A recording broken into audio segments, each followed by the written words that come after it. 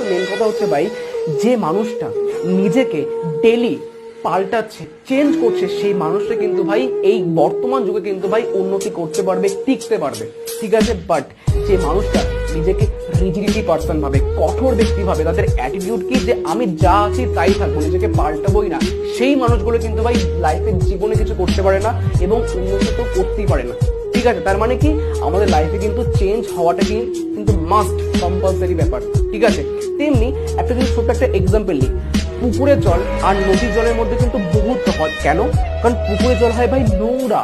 কেন? কারণ পুকুরের জল নিজেকে চেঞ্জ করেনি, এক জায়গায় পুরো স্থির হয়ে আছে।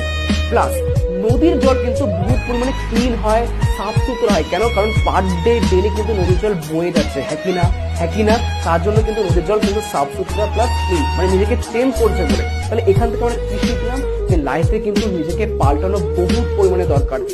নোকিয়া